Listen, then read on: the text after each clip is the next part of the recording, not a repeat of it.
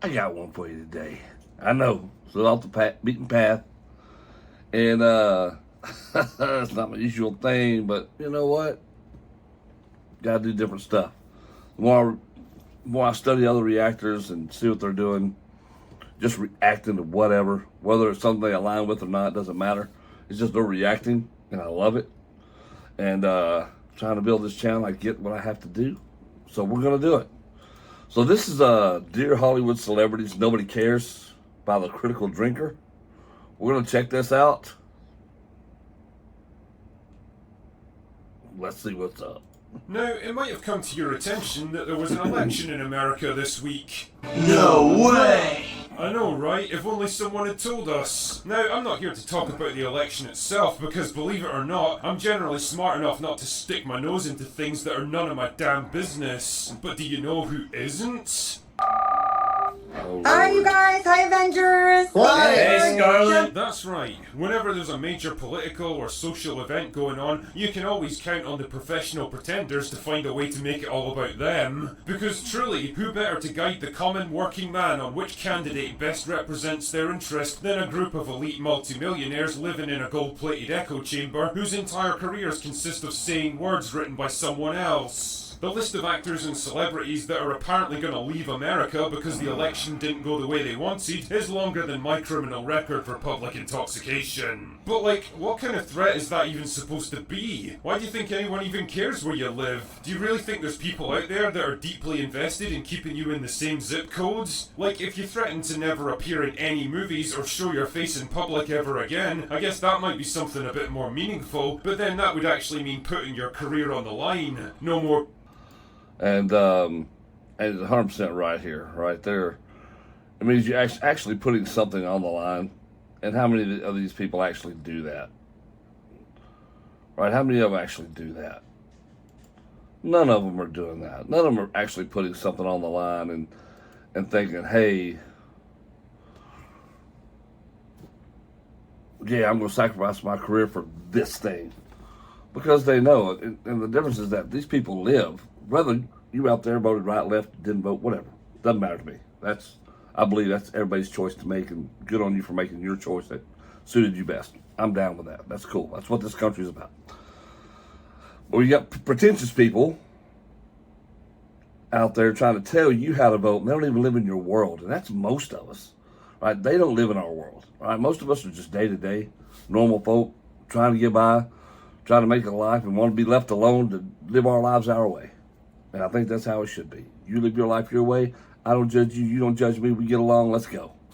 But then you got people who live in a fantasy world, millions of dollars, playing fantasy, hanging around other people who play in fantasy.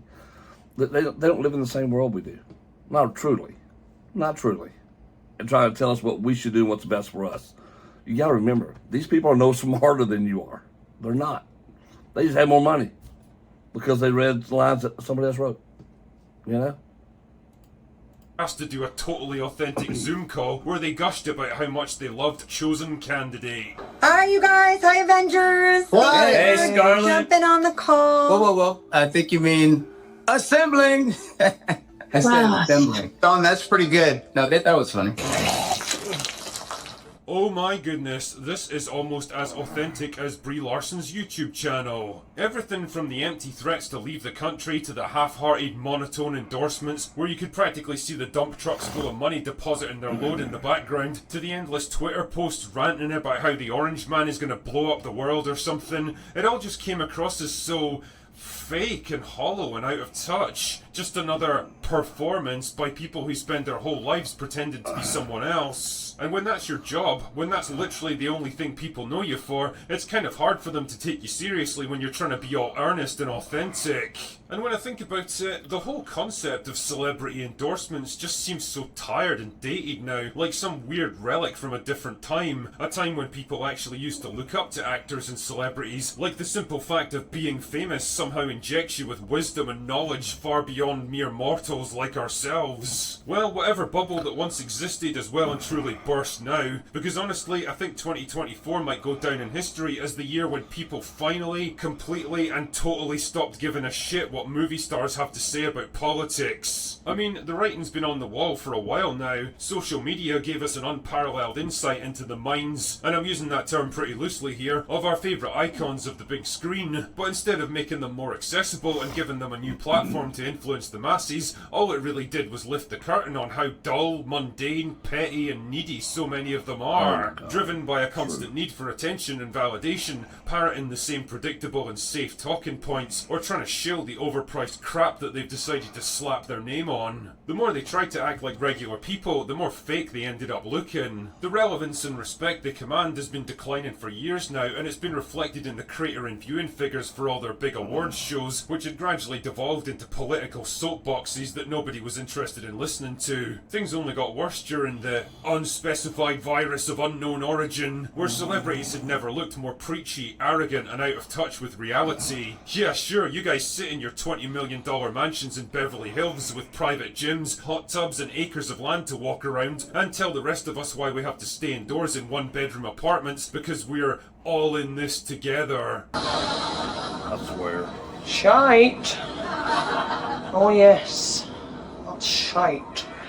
Yeah, you guys must have been crying into your champagne while all this was going on. I honestly don't know how you made it through. But holy shit, I think this is the year when any shred of cultural influence they had just went right out the window, and I think they know it. There was like 24 hours of complete radio silence after the election. I mean, even Mark Hamill couldn't think of anything to say, and normally you can't get that guy to shut the fuck up about politics. It was like the whole celebrity ecosystem had just taken a giant slap to the face and simply couldn't come to terms with it. Well, that is why I'm here to help. Now, this is going to be a bitter pill to swallow, Hollywood people, but just like Tatiana, swallow you must. And not to worry, because Dr. Drinker is here to administer your medicine. The cold hard truth here is that nobody gives a fuck about your political opinions anymore. You are some of the least qualified people in the world to be lecturing normal people on how to think and vote, because you're not normal people. You don't work normal jobs. You don't live normal lives. You exist in a nice, comfortable bubble that protects and insulates you from reality, where you're surrounded by other people just like yourselves. And the thing is, we don't actually hate you for that. There's nothing wrong with being rich and successful if you've earned it. And part of being rich and successful is that you end up getting a bit detached from the mundane reality of daily life. Again, we understand. And let's be honest, it's kind of fucking cool to be an actor. You guys get to do stuff and go places that most of us could never dream of. And we're happy to cheer and boo the characters that you play. We're happy to be captivated by the performances you deliver. We're happy to listen to you talk about your craft and share stories and insights into what it's like making movies. But what we're not prepared to do anymore is be lectured by you, or told what causes we're supposed to support by you, or how to think and vote by you. This next bit is going to take a bit of humility and self-reflection, which I realise are two qualities you're not exactly hot on, but it's time to shut the fuck up about this stuff. It's none of your business, it's not your area of expertise, and it never was. Learn that lesson and you might just get back the respect and attention that you want. Learn it not, and well, you might just find out how fickle a mistress fame really is.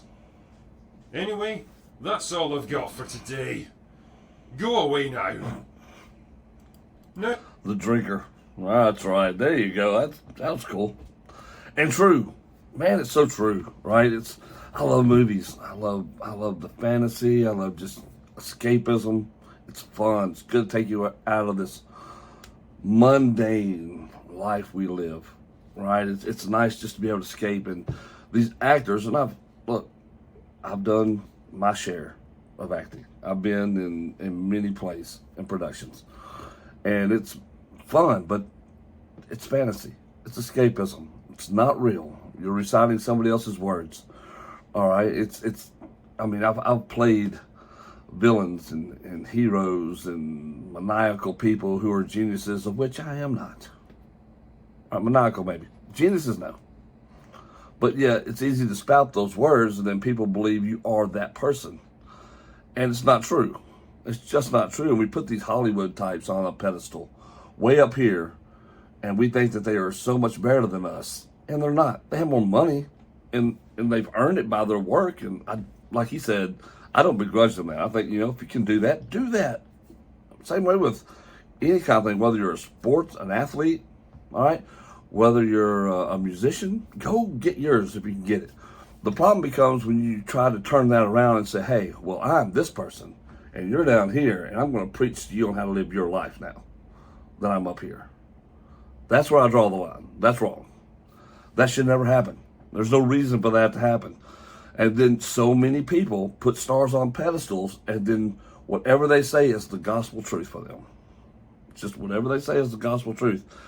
And those people live in these multi-million-dollar homes, living this great life, and we're out here struggling. He brought up the Rona, and that whole disaster. All right, that was just a train wreck.